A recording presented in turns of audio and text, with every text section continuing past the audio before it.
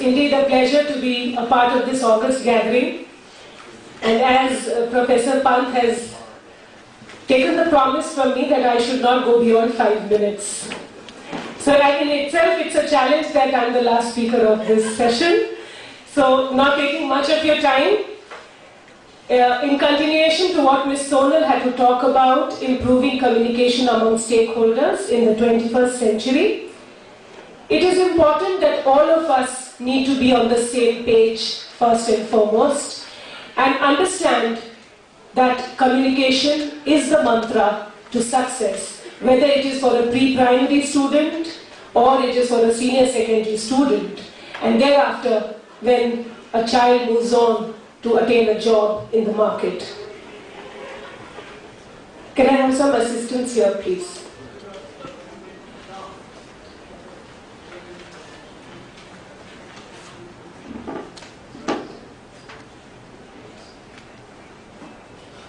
Now, before we begin to talk about, well, what is a non-verbal barrier then? You know, flashing eyes or rolling eyes, or you could show it through your body language by slow movement, quick movement, or just crossing your legs. And gestures sometimes out of exasperation, slouching, hunching, lack of personal hygiene even, or lack of eye contact. All this is then a hindrance to effective communication. Role of ICT has been an important tool in bridging the gaps in communication today, as it leads to a physical resource in terms of computers and telecommunications, a digital resource in terms of relevant content in diverse languages, of course also as a human resource bringing in literacy and education, and as a social resource bringing enhancement in the community and the institutional support. Coming on over to stakeholders, much has been spoken about. Ms. Sonal talked about the 3 important stakeholders. Yes, I would like to begin with the teacher. We all here are teachers in our own capacities, and I believe they play a pivotal role in having a lasting influence on every child. And not only the child, it carries through the child to the family, to the parent, and to the community at large. The role of the administrators is instrumental, but yes, the role of teachers is most important. Preparing students as emerging knowledge-based and technology-driven society. How do we do that? The demands are high. We have higher benchmarks set. Every decade is seeing a change with ICT being brought in. For that, we need to reskill and empower our teachers, and they should have access to adequate training and ongoing professional development. They should be supported and motivated to use new technology and teaching methods and techniques. Thereafter, constructing school partnership with parents and community groups. A lot has been said, but as educators, I feel it is important that the parent and the family, they should be given that impetus, that encouragement, that initiative to come forward, to prepare and emphasize on a broad base of community involvement, and promoting effective school-parent community. There are various ways of doing that. And when we come to see the output, definitely the involvement leads to high test scores and grades, completion of homework by the students, positive attitude behavior, higher graduation rates, greater enrollment in higher education. And then specifically talking about the parents. Normally in the functioning of the school, we forget our parents. Maybe it is just on the PTM, the parent-teacher meet, that we try to involve the parent. But they have a visible face, definitely. It's not just during the admission time or the report card day that the parents have a role to play. And it has been proved and seen that the involvement of parents is the maximum at the primary and the secondary level. Often the parents would say, my child is not taking each subject seriously. And by the time they reach the secondary classes, the parents become casual, they become relaxed, the children have a mind of their own. Parents in some schools take teachers on community walk that introduces teachers to the local neighborhood and helps them to understand the lives of the student outside school. One would wonder, do we have the time? But yes, we can do it, definitely. Where there's a will, there's a way. So I think we have to create that space and give that due importance to parents as they comprise the community. And they act as a mediator between the teachers and the students. You would see this learning triangle and very vividly what are the outcomes, how this involvement of all the stakeholders is going to bring a critical and a substantial difference to the output of the student, that is the pupil. Well, not to undermine the role of the administrators, in this pie chart you would see how the role of the administrator, that is the principal, accounts for 25% of the impact on the student's learning, 33% is attributed to the teacher, and 42% goes to the other factors of the school.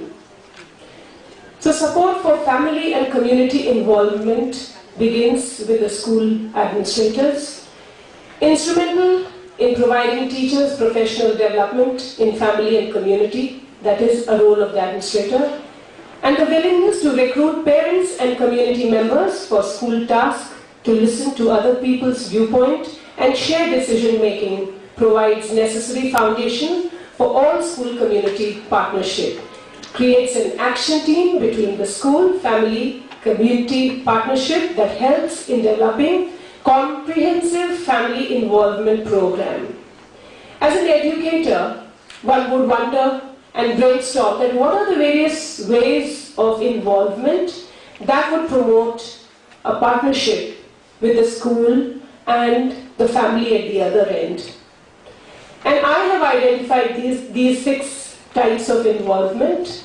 One would be parenting, where assisting families with parenting and child rearing skills, assisting schools in understanding their families. This is an important role of the educators.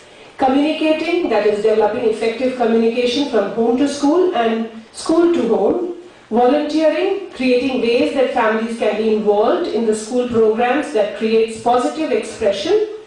Learning at home. It is important that linking families with their children's curriculum through learning activities that can be done at home as well as at school. Decision making, where we involve the families as decision makers, advocates and members of the school councils. Collaborating with the community, which helps in coordinating services in the community with family needs and providing services to the community.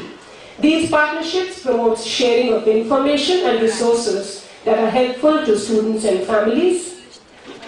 And then we come to what are the strategies for improving the communications. One would wonder there, at a one-to-one basis or through written communication.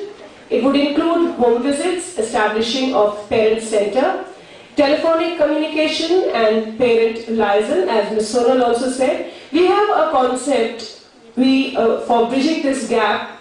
We just conducted an event this last Sunday, because Sunday is the only day the fathers are available, called 2 for Me, that is 2 hours for me, and we roped in the parents of KG class 1 and 2, and we did a number of activities, games, where the parents had to understand their child better and better.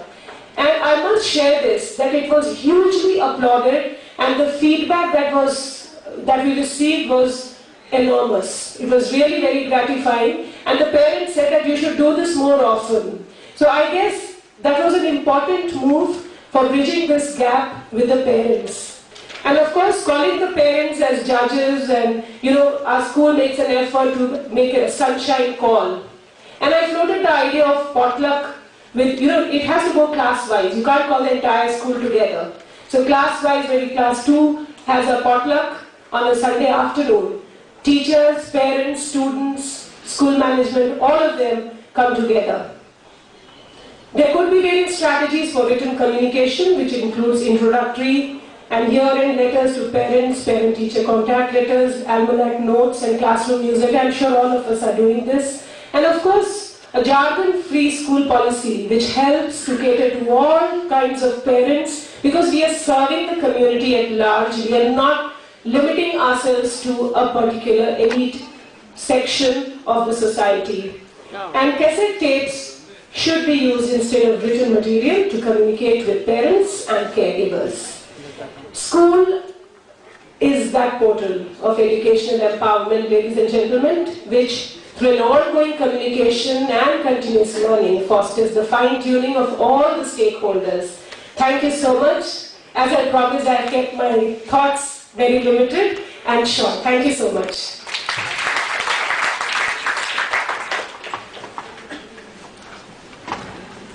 I'd like to thank all the panelists for their observations on the various themes. We hope this will have enough time left for a roundtable discussion, but as you can see, there are so many things to say that there hasn't been enough time for a discussion. We've been told that this is to be finished at about 6 o'clock. So what we'll probably do is to say that if there are one or two very quick questions, fastest finger first, we could take one of those questions. Otherwise, very good. So, and for the rest, what we'll do is that I'm sure people are around. Anything you have on top of your mind, please make a small note. Say if it is addressed to a particular panelist, to that panelist, or to the world at large, you say to the world at large, and we'll get back to you with an answer. But since we have time for just one question... So I would like to share my experience as a teacher. Can I do that? Depends upon the time. You see, the sharing as parents being the barriers, it's on those lines that I would like to share something. Probably see, in how much time? 2 minutes. Huh? 2 minutes. Okay. Just say. Okay, fine. So, I as a teacher, I take a diversified group of subjects like maths, history and geography.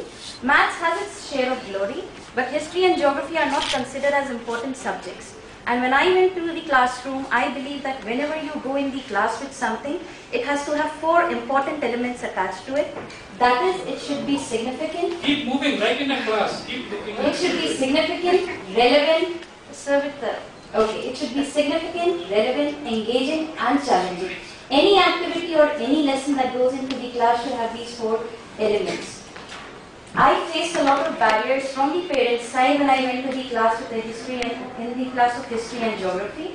For example, if I took up the chapter on industry, just telling that where should the particular industry be located, there is no meaning to taking up this class. But then once we were into the chapter, we did take up cases like why did Mr. Ratan Tata shift Nano from Bengal to Gujarat?